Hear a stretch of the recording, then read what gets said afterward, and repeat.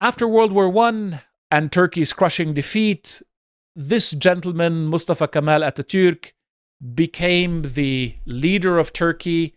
He came out of the army. It seemed that his success was miraculous as far as the Turks were concerned. He was in control of just the territory of the Republic of Turkey as we know it today. And he decided that the way to go was to try to modernize Turkey and try to make it a secular European state and cut off its ties with Islam. Although he was successful in some modernization efforts, the attempt to eradicate Islam from Turkish life was really completely unsuccessful. Rather, what we saw was that the Turkish public, for the most part, outside of the urban areas like Istanbul and Ankara and Izmir, really sided with Islam in one way or another. And this led to a long series of coups. In 1960, there was a coup. The prime minister was executed because he was accused of introducing Islam back into political life and undermining the secular ideas of Mustafa Kemal. In 1971, again another coup, 1980, and the last coup was in 1997. Afterwards, in 2001, 2002, the current president of Turkey, formerly the Prime Minister of Turkey, Recep Tayyip Erdogan, took power. And for a decade or so, he worked with the IMF. He privatized the entities that were under the control of the Turkish military, and he very strictly consolidated power. He ended up in control of the judiciary, in control of the military itself, the interior ministry, pretty much all of the organs of state that counted. And he became really the undisputed leader of Turkey and embarked on a major military modernization program intended to make Turkey into a major geopolitical player. In that, he was informed by the ideas of Ahmed Davutoglu, who at some point was his national security advisor, then foreign minister, then prime minister, before they became enemies. Ahmed Davutoglu had written a book called Strategic Depth. In that book, he expressed the idea that pretty much the entire Muslim world was really going to be Turkey's sphere of influence, or at least a part of the world where Turkey had major influence. His view was that Turkey's influence should extend into all of Central Asia. So here in Central Asia, you have the Xinjiang province in China, historically known as East Turkestan. You have Kyrgyzstan, Turkmenistan, Uzbekistan, Kazakhstan. These are Turkic populations that speak variants of the Turkish language.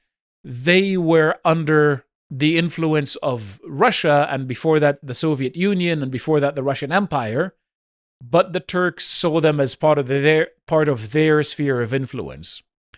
He believed that this influence extended to Grozny in Chechnya. Let's see if Grozny shows up here on the map. I'm sure it will.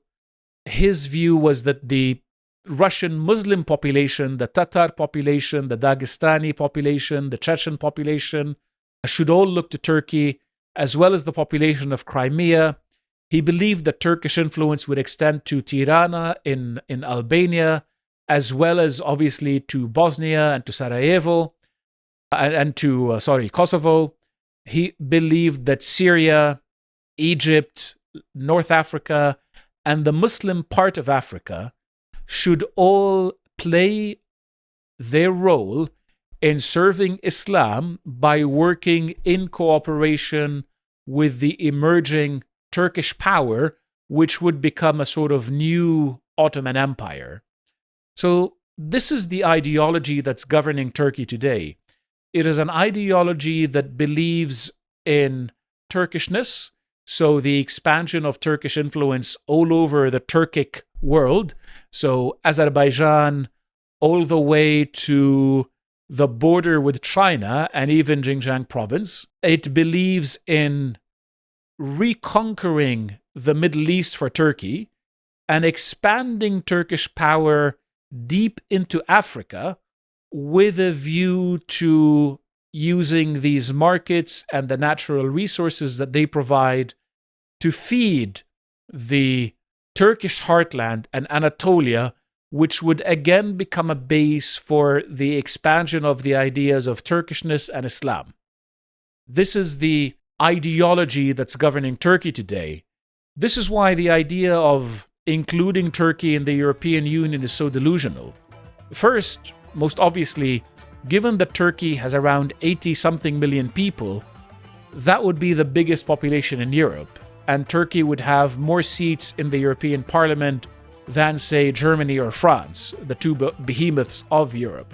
The second part of it is that this would pave the way for the expansion of the influence of Islam in Europe, and it would make Turkey a player in the domestic affairs of pretty much every single European country where there is a large migrant Muslim population.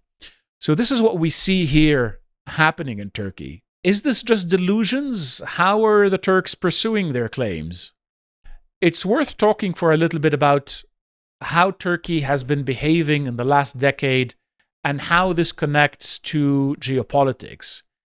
And the starting point that I want to use is 2011. In 2011, as I'm sure you remember, unrest began in Tunisia. I believe it was on the 14th of December when a street merchant called Azizi set himself on fire in objection to the way in which the authorities, and especially the police, had been treating him and humiliating him. This triggered a wave of unrest that led to the overthrow of the governments of Egypt, Libya, Yemen, and others, with unrest also breaking out in Syria and in Jordan. One of the outcomes of that unrest was the election of the Muslim Brotherhood government in Egypt in 2012, I believe it was, when one of the leaders of the Muslim Brotherhood, Mohammed Morsi, became the president of Egypt. And this guy invited Erdogan over to visit Egypt, and he was hailed as the new caliph of the Muslims and as the new leader of the Muslims who would sort of restore Islamic glory. This scared the Egyptian military. They overthrew Morsi. And then Erdogan realized something important. There wasn't going to be a way to unify the Islamic world under Turkish leadership without the use of military power. And so he decided to build up that power, but rather than fight directly, he decided to rely on the influence of this gentleman, Hakan Fidan. This guy had a degree in strategy, and he had become the head of Turkish intelligence. And so what the Turks decided to do was to fight wars in a new method similar to the way in which the Americans had been fighting wars. What do I mean by that? Well, the Turks decided to start sponsoring proxy forces, essentially jihadis, who they could use to influence the outcomes of wars or of conflicts in countries that were important to them, with a view towards getting these jihadis into power and using that power to bolster Turkish influence and to link these countries, the targeted countries, to Turkey militarily, politically, and economically. And the textbook success case for this would arguably be Syria. In Syria, we saw Turkey using the Syrian jihadis and the radical militant Islamist movements in order to gain a foothold and eventually overthrow the government of Syrian President Bashar al-Assad. This reached such proportions, really, that the Turks actually had an ambassador from Islamic State operating in Turkey, and this reached such proportions that the Turks eventually had an ambassador from Islamic State operating within Turkey who would coordinate things like the border crossings of jihadi militants into Syrian territory and would organize medical treatment for Islamic State fighters within Turkey. as well as obviously engaging in smuggling and other illicit activities. And this was done under the auspices of MIT, the Turkish intelligence agency, which was led by the man who is today the foreign minister of Turkey, Hakan Fidan. The result of that was really a spectacular success. Syria today is under the rule of Abu Muhammad al-Jolani, now known by his actual name, Ahmad al-Shara, and Turkey has a string of bases and a string of observation infrastructure throughout Syria that it is using to put pressure on the Syrian Democratic Forces, that is the Kurdish forces, allied with the United States and potentially one day with Israel. And it's using this in order to make sure that the Syrian government does exactly what the Turks want them to do and have no choice but to cooperate with Turkey. So we'd said that after the Turks conquered Constantinople, they expanded into Syria. Well, now they've done this again, and this has been met with a pretty spectacular success, and they are now the preeminent player in Syria. In Iraq, the Turks are trying to do something similar. What the Turks are trying to do here is to gain control of the northern part of Iraq, which is extremely oil-rich, especially this region of Kirkuk. They have a presence in northern Iraq where they're fighting the Kurdish Marxist nationalist PKK party. This is a party that wants to carve out a separate state for the Kurds within Turkey. So it's seen as a mortal enemy of the Turkish state, and it's seen as something that must be destroyed at all costs. The Turks are engaged in warfare there, slowly weakening the PKK. They've expanded even to have a presence here next to Mosul. Mosul is the most important Sunni Arab city in Iraq, and they're trying to expand further towards Kirkuk. Kirkuk is where oil was first discovered in Iraq. There's a huge amount of oil there that is being tapped at well below its capabilities. And if the Turks were to manage to control the oil of Kirkuk, they would then be able to use that to reduce their reliance on Iran and on Russia, which are the main sources of oil that they have in addition to Iraq. And they would then be in a position to pursue their interests against Russia and Iran in a much, much more effective way. So we see Turkey again pursuing the Middle East strategy that is intended to make sure that they have more strategic depth that basically keeps Iran from expanding into Iraq, Syria, and Lebanon and threatening the southern flank of Turkey.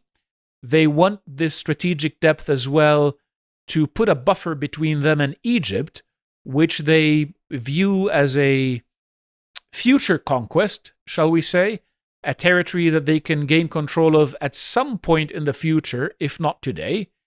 And then, obviously, the ultimate objective, or one of the objectives for the Turks, is to end up in control of Medina and Mecca, Islam's second and first holy sites, which would then give the Turks the religious legitimacy that they need to claim that they are the leaders of the Muslim world. Now remember, because of the memory of the Ottoman Empire, because generally Islam is a religion of warfare and conquest, at least on some level, the fact that the Turks are having military successes is itself a legitimizing factor. For the Muslim world, you back the strong, and whoever is seen as able to lead the Muslims into future conquests, well, that is a fundamental source of legitimacy. And so the Turks are able to play this card.